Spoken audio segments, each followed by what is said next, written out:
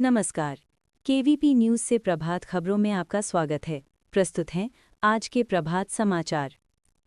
Doctor Muzammil Ahmad Ganai नामक doctor पर गंभीर आरोप लगे हैं, जिनके मुताबिक उन्होंने एक चक्की मशीन को बहन के दहेज में मिली मशीन बताकर छुपा रखा था और जंगलाती सामग्री खासतौर पर उर्वरक एवं उरिया उसे पीसकर विस्फोटक तैयार करने में उपयोग की थी। जांच में सामने आया है कि वो और उसके साथियों ने लगभग 2900 किलो अमोनियम नाइट्रेट सहित भारी मात्रा में विस्फोटक सामग्री 2 अलग-अलग जगहों पर जमा की थी।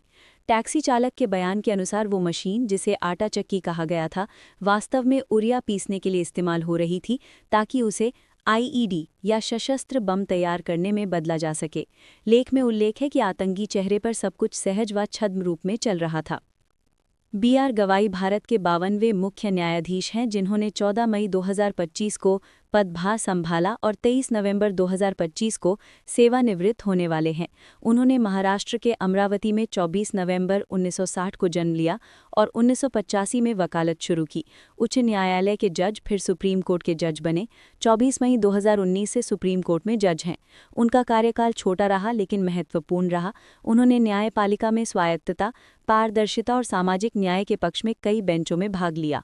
राजस्थान के श्रीगंगानगर की रहने वाली मनिका विश्वकर्मा इस वर्ष भारत का प्रतिनिधित्व करने जा रही हैं मिस यूनिवर्स 2025 में। वर्तमान में वे दिल्ली विश्वविद्यालय में राजनीतिक विज्ञान एवं अर्थशास्त्र की पढ़ाई के अंतिम वर्ष की छात्रा हैं। वो प्रमाणित शास्त्रीय नृत्यांगना भी हैं और चित्रकला में भी सक्रिय रही हैं। उनकी कलाकृतियां ललित कला अकादमी एवं जे स्कूल ऑफ आर्ट में मान्यता प्राप्त हैं। मिस यूनिवर्स इंडिया के खिताब के साथ उन्होंने न्यूरोनोवा नामक पहल भी शुरू की है, जिसका उद्देश्य न्यूरो विभिन्नता यानी न्यूरो डाइवर्सिटी जैसे एडीएचडी को कमजोरियों की बजाय विशेष क्षमताओं के रूप में देखने की दिशा में जागरूकता फैलाना है। अब उनके सामने वैश्विक मंच पर भारतीय संस्कृति और आधुनिक बहुआयामी प्रतिभा का ऐसा मिश्रण प्रस्तुत करने का मौका है जिससे वे देश का नाम गौरवान्वित कर सकें। अमेरिका ने भारत को लगभग 93 मिलियन $, या करीब 775 से 830 करोड़ रुपए की रक्षा उपकरण डील की मंजूरी दी है, जिसमें करीब 100 यूनिट के FGM-14-8 javelin anti tank missile systems तथा अन्य सटीक निर्देशित आर्टिलरी म्यूनिशंस शामिल हैं। ये जैवलिन मिसाइलें टॉप अटैक क्षमता रखती हैं, अर्थात ये टैंकों के ऊपर कमजोर कवच वाले हिस्सों को निशाना बनाती हैं और अंग्रेजी में फायर एंड फॉरगेट तकनीक का इस्तेमाल करती हैं, जिससे ऑपरेटर को लगातार मार्गदर्शन नहीं देना पड़ता। 56th international film festival of India यानी IFFI का आगाज गोवा में एक नए अंदाज के साथ हुआ है। इस वर्ष के आयोजन में पहली बार मंच हिरासत वाले सभागार में सीमित नहीं रहा, बल्कि बंद कॉन्फ्रेंस हॉल से बाहर निकलकर एक जीवंत सड़क परेड के रूप में केडी मार्ग पणाजी में आयोजित की गई। उद्घाटन समारोह में अनुपम खेर सहित फिल्म उद्योग के बड़े नाम मौजूद थे और उन्होंने बताया कि उनकी 4 फिल्मों की स्क्रीनिंग इस मोर्चे पर हो रही है, जिसे उन्होंने अपने जीवन के सफर का एक अनोखा मुकाम बताया। प्रधानमंत्री नरेंद्र मोदी ने स्मृति मंधाना और पलाश मुच्छल को उनके विवाह को लेकर एक हार्दिक चिट्ठी शुभकामनाएं भेजी हैं, जिसमें उन्होंने इस युगल को प्रेम, विश्वास और साझेदारी के आधार पर एक सुंदर जीवन की कामना की है। 252 करोड़ के ड्रग केस में मशहूर सोशल मीडिया पर्सनालिटी ओरी यानी अर्थान अवत्रमानी का नाम सामने आने के बाद मुंबई पुलिस के एंटी नारकोटिक सेल ने उन्हें पूछताछ के लिए समन भेजा है और आज पेश होने के आदेश दिए हैं। ये केस उस समय शुरू हुआ था जब महाराष्ट्र के सांगली में मेफेड्रोन बनाने वाली एक बड़ी अवैध फैक्ट्री पकड़ी गई थी, जहां से करीब 126 किलो ड्रग बरामद हुई थी, जिसकी अंतर्राष्ट्रीय बाजार कीमत करीब 252 करोड़ रुपए बताई जाती है। जांच में सामने आया कि सप्लाई नेटवर्क के जरिए हाई प्रोफाइल रेव पार्टियों तक ड्रग पहुंचती थी और इसी कड़ी में ओरी का नाम सामने आया। इससे पहले इस केस में पूछताछ के दौरान बॉलीवुड एक्ट्रेस श्रद्धा कपूर और नोरा फतेही सहित कई सोशलाइट्स और इन्फ्लुएंसर्स के नाम भी उछले थे। हालांकि अब तक ओरी के खिलाफ कोई आधिकारिक आरोप तय नहीं हुए हैं, लेकिन पुलिस ये जानना चाहती है कि ड्रग पार्टियों और सप्लाई चेन से उनका संबंध कितना गहरा है। अब इस पेशी के बाद मामले की आगे की दिशा तय होगी। IFFI 2025 की ओपनिंग सेरेमनी इस बार भव्य और बिल्कुल नए अंदाज में आयोजित की गई, जिसमें परंपरागत मंच कार्यक्रमों के बजाय गोवा के पणाजी शहर में अलग अलग राज्यों की सांस्कृतिक झांकियों और लोक नृत्यों के साथ आकर्षक परेड निकाली गई। सड़कों पर हुई इस अनोखी शुरुआत ने भारतीय सिनेमा की विविधता, सांस्कृतिक धरोहर और कला की रंगीन झलक पूरे विश्व के सामने पेश की।